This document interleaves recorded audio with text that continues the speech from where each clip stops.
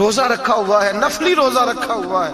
کہتے میں اور پریشان ہوا، میں نے فوری طور پہ سوال کیا کہ اب تو کدھر جائے گا؟ تو کہنے لگا اب میں کہیں نہیں جاؤں گا، میرے ایک دن کا خرچہ میرے ماں باپ نے جو ڈیوٹی لگائی ہے وہ 3 دینار ہے، پورا ہو گیا ہے. اب میں باقی جو وقت بچے گا یا قرآن پاک کی تلاوت کروں گا یا محمد عربی پہ درود و سلام پڑھوں گا.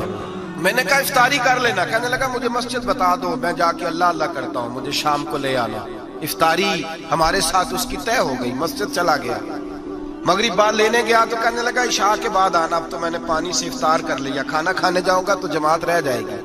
کہتے ہیں عشاء کے بعد میں لایا، اس کو کھانا کھلایا. رات گہری ہو گئی تو میں نے کہا تو سو نہیں جاتا؟ کہنے لگا کوئی عرض نہیں، کبھی دور مزدوری کرنے نکل جاؤں تو رہ بھی جاتا ہوں، گھر والوں کو پتا ہے. کہتے میں نے مسافر خانہ کھولا، یوں سمجھیے ڈرائنگ روم بیٹھک میں نے کھولی، اس کو سلا دیا. میں اور میری بیوی اپنی معذور بیٹی کو روٹی دینے گئے اور ہم نے جا کے اس کو کھانا کھلایا جو ٹانگوں سے معذور تھی، اور ساتھ کہا کہ بیٹی آج بڑا پرہیزگار جوان ہمارا مہمان ہے، آج چڑھتی جوانی اور تقوی کی روشنی اس کے چہرے سے چمکتی ہے. کیا بات ہے، بڑے ہی اچھے گھرانے کا تربیت یافتہ ہے. کہتے ہیں بچی کو کھانا کھلا کے لوٹے، اپنے کمرے میں سو گئے، بیٹی اپنے کمرے میں لیٹ گئی. ترس گئے تھے کہ بیٹی قدموں پہ چلے. تہجد کا وقت ہوا تو دروازے پہ دستک ہوئی، بڑی بے چینی کے ساتھ اٹھے میاں بیوی. کون ہے؟ بیٹی کی آواز آئی ابا جی دروازہ جلدی کھولیں.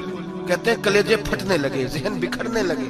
سوچے ہیں کہ وہ 2-1 منٹ ہمارے اوپر پہاڑ بننے لگے. دروازہ کھولا تو وہ بیٹی جس کے لیے ترس گئے تھے کبھی چلے گی، وہ اپنی ٹانگوں پہ کھڑی ہے، کبھی دوڑ کے ادھر جاتی کبھی دوڑ کے ادھر آتی.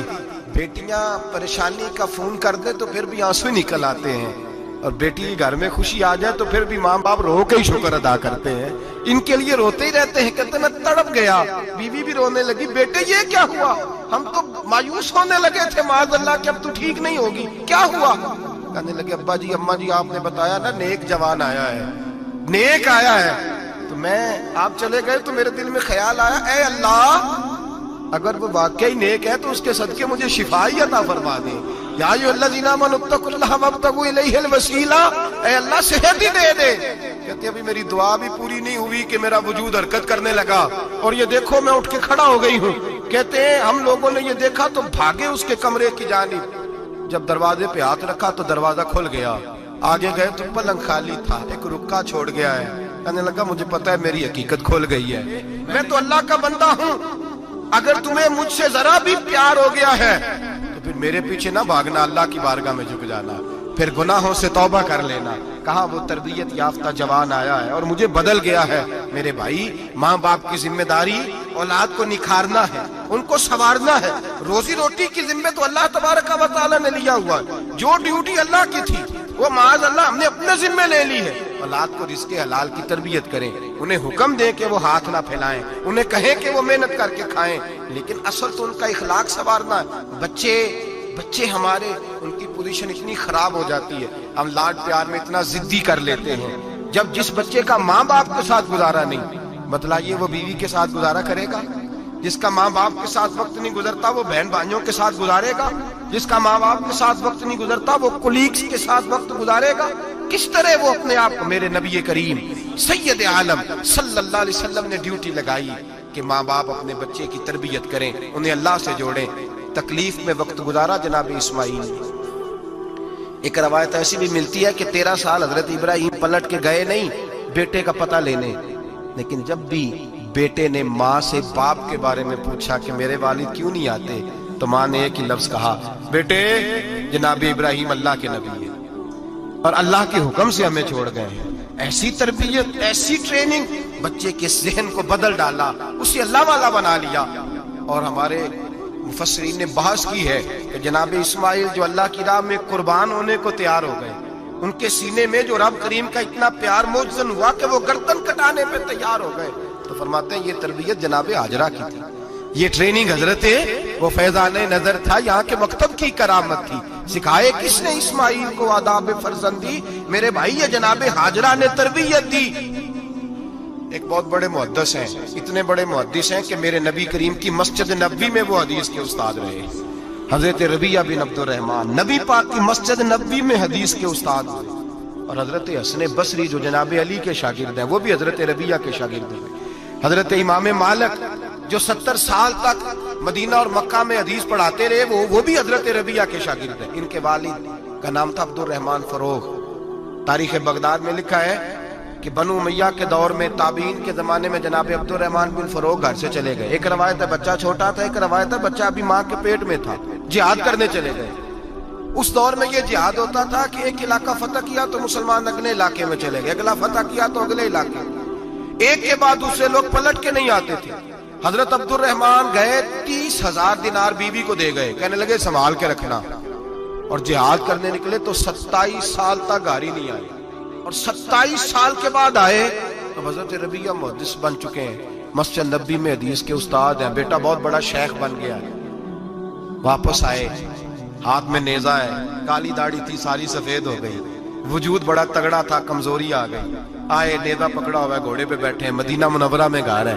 دروازے پہ دستک دی, حضرت ربیہ نے دروازہ کھولا, اندر داخل ہونے لگے تو کہنے لگے بابا تو کدھر گھستا آ رہا ہے؟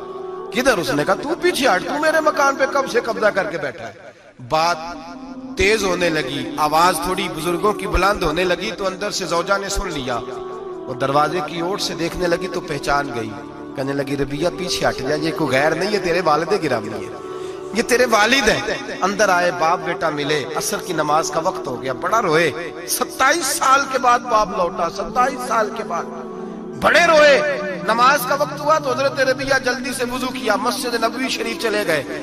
جناب عبد الرحمن فروغ نے بھی کھانا وانا کھانا تھا, کھانا کھانے بیٹھے تو حکم دیکھے شوہر کیا کرتا ہے.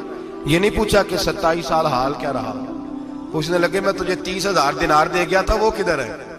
تو زوجہ کہنے لگی کھانا کھا لو, عصر کی نماز پڑھ کے آؤ, پھر بتاتی ہوں پیسے کہاں ہیں. آپ کی رقم بڑی اچھی جگہ پہ محفوظ ہے. کہتے میں نماز پڑھنے مسجد گیا, عصر کی نماز کے بعد میرے نبی پاک کے منبر پر ایک نوجوان بیٹھا ہے. گھر میں تو ان کا انداز ٹوپی پہننے کا تھا نا, سادے عام لباس میں, مسجد نبی میں جبہ پہنا ہے, سر پہ امامہ ہے, خوبصورت لب و لہجے میں رسول اللہ کے منبر پر بیٹھ کر, نبی پاک کے منبر پر بیٹھ کر. پتہ نہیں آپ کو اس بات کی لذت نصیب ہو رہی ہے کہ نہیں, عام جگہ نہیں, نبی پاک کے حضور کے منبر پر بیٹھ کر نبی پاک کی حدیثیں سنا رہے ہیں. اتنا بڑا مقدر. کہتے حضرت امام مالک جیسے لوگ, خواجہ حسن بصری جیسے لوگ کاغذ قلم لے کے حدیثوں کی سماعت کر رہے ہیں, ان سے درس لے رہے ہیں. جناب عبد الرحمن کہتے ہیں میری نظر اٹھی, کچھ بوڑھا ہو گیا تھا, کچھ اس وقت وہ ٹوپی میں سادے لباس میں تھے, پہچان نہ پایا.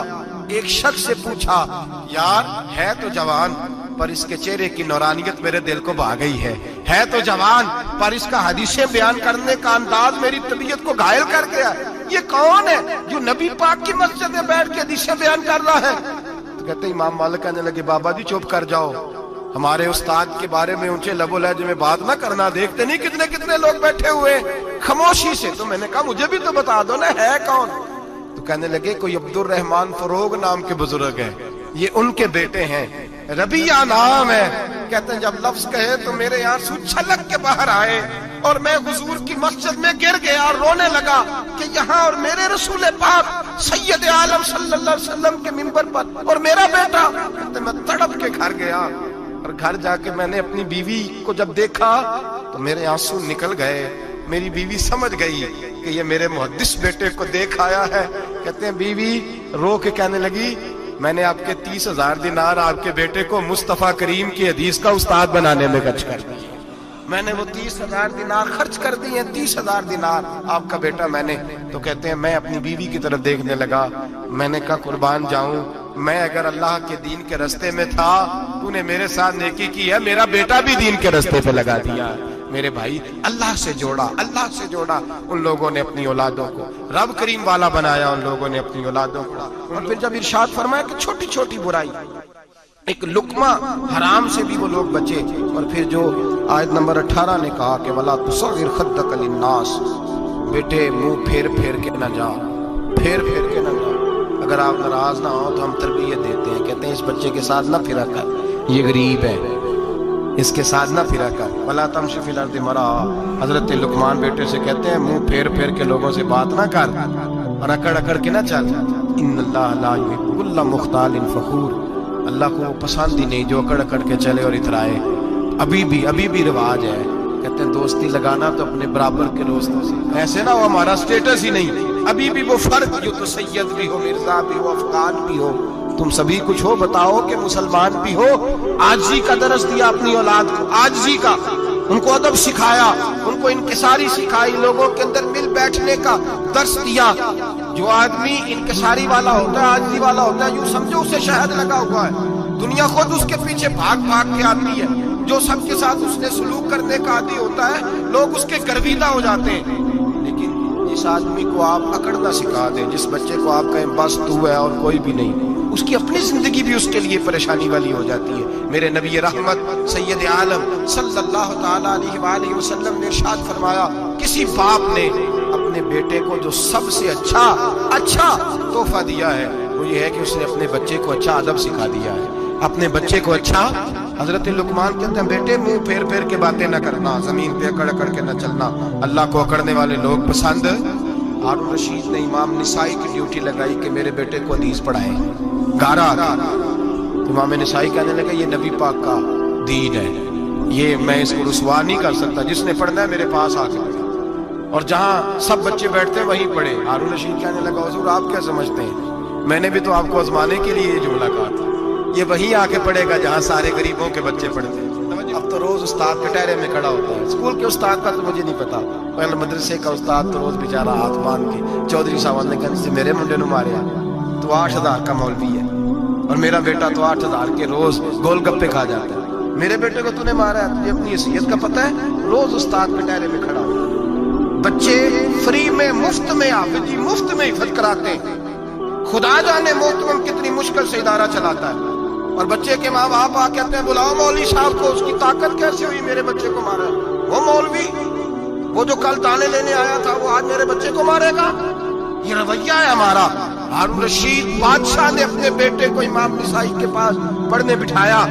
ایک دن حضرت کہاں لوگ کہتے ہیں بس بس بیٹا ٹھیک ہے، سیدھا سیدھا تو دین سیکھ کے آیا، ایسے کسی درویش کا مرید ہونا اور کسی عالم کی نوکری کرنا تو بالکل ٹھیک ہے، پیر ایسا بھی رکھے نہیں، یہ کیا تیرا طریقہ ہے، تو پیچھے لگ کے یہ کس طرح کا تیرا رویہ ہے؟ ہارون رشید بادشاہ، ہارون رشید وقت کا مطلق العنان بادشاہ، امام نسائی ان کے بیٹے کے استاد ہیں، امام نسائی رحمت اللہ علیہ کے پاس بیٹا پڑھتا ہے، ہارون رشید گزر رہا تھا تو بیٹا وضو کرا رہا ہے، شہزادہ وضو کرا رہا ہے استاد جی کو اور پیر دھلا رہا ہے۔ ہارون رشید گھوڑے سے گزرا تو اس نے دیکھا خانقاہ کے باہر مدرسے کے باہر استاد جی وضو کر رہے ہیں اور بیٹا وضو کرا رہا ہے، سراہی پکڑی ہے، لوٹا پکڑا ہے، استاد جی پیر دھو رہے ہیں۔ ہارون رشید غصے سے اترا، ساتھ بہت سارے سپاہی تھے، انہوں نے کہا کہ یہ مولوی کو مارے گا، مولوی کو مارے گا کہ تو کس طرح میرے بیٹے سے یہ کام کاج کرا رہا ہے۔ کہتے نیچے اترے اور ہارون رشید نے جا کے نا زور سے ایک تھپڑ اپنے بیٹے کے چہرے پہ مارا۔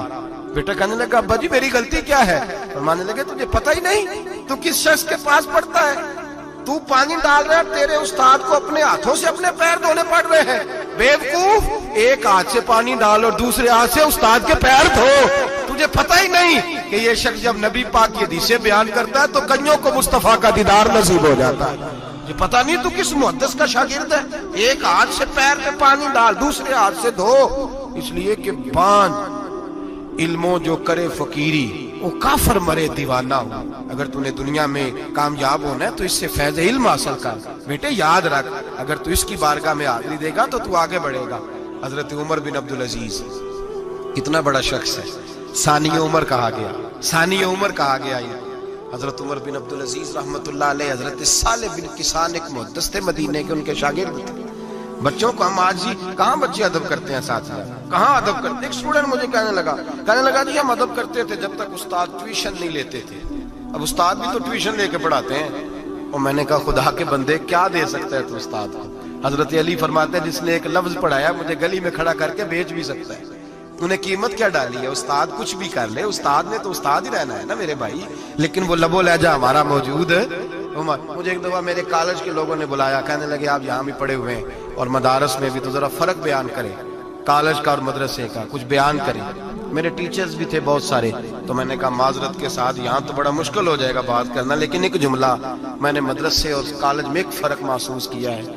ہمارا مدرسے کا طالب علم آج بھی ہمارے جوتے اٹھا کے آگے رکھتا ہے، وہ آج بھی استاد کی موٹر سائیکل کو ٹاکی مارتا ہے، آج بھی صاف کرتا ہے۔ ہمارا مدرسے کا طالب علم آج بھی استاد کو پشت نہیں کرتا، لیکن کالج کا طالب علم پوچھتا ہے اسلامی اطلاع آیا ہے، انگریزی والا آیا ہے؟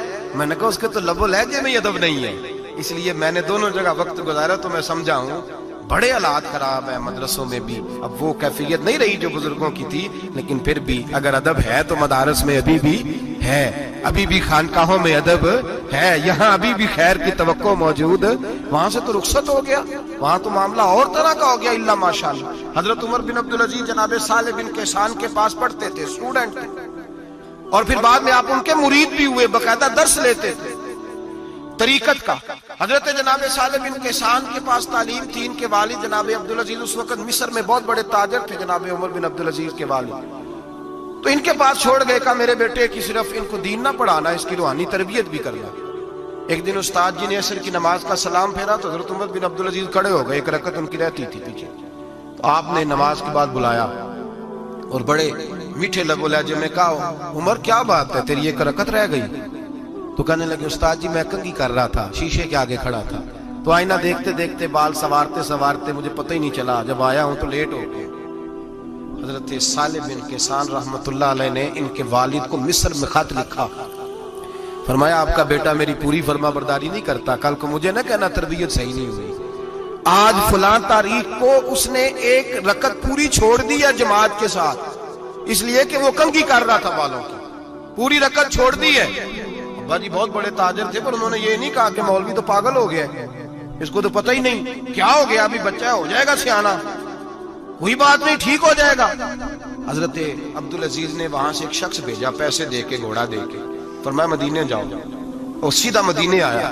حضرت عمر بن عبدالعزیز کو گھر سے اچکا، بلایا نہیں، زبردستی پکڑا، اچک کے گھوڑے پہ بٹھایا، حجام کی دکان پہ لے گئے، فرمایا اس کی ٹینڈ کر دو، نے بال کاٹ دیے اور بال کٹوا کے سیدھے حضرت صالح بن کیسان کے پاس لے گئے، کہنے لگے حضور یہ کھاتا ہے اس کے والد کا، میں نے اس کی ٹینڈ کرا دی ہے، جس بالوں کی وجہ سے اس کی جماعت رہ گئی تھی میں نے وہ بال ہی ختم کر دیے۔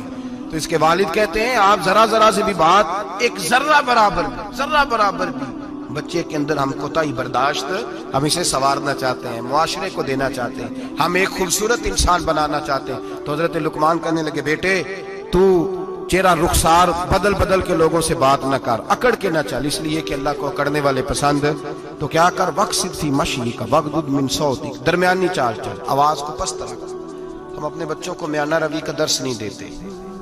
اگر کسی کے پاس بہت زیادہ پیسے ہیں تو وہ بس کہتا ہے میرا بیٹا، میں نے سارے لاڑ دیکھے ہیں، میں نے ہر خواہش پوری کی ہے، یہ تو کوئی عقل مندی کی بات نہیں۔ ضرور خواہشات پوری کریں، اگر ہیں تو کنجوسی کرنے سے منع کیا ہے نبی پاک صلی اللہ علیہ وسلم، لیکن بچے کو معتدل رکھیں، اسے دھوپ اور چھاؤں دونوں کا پتہ ہونا چاہیے۔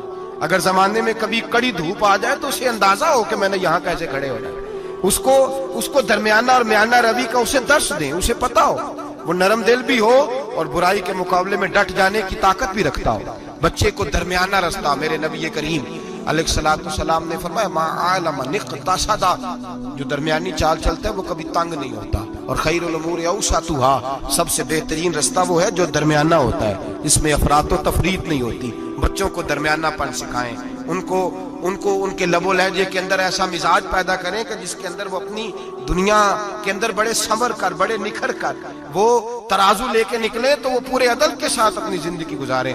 اور فرمایا وغضض من صوتک، آواز کو پست رکھ، چلا چلا کے نہ کبھی بچوں سے بات کریں اور نہ کبھی بچوں کی بات سنیں۔ بچوں کے لب و لہجے میں ٹھہراؤ ہونا چاہیے، ان کی آواز کا بھی ادب ہے، ان کی آواز، ان کو بولنے کا بھی ڈھب سکھائیں، ان کو بتلائیں کہ تم نے گفتگو کیسے کرنی ہے۔ اس لیے کہ ارشاد فرمایا ان انکر الاصوات لصوت الحمیر، بے شک سب سے بری آواز گدھے کی آواز ہے۔ اللہ سمجھنے کی توفیق عطا فرمائے۔ آخر دعوانا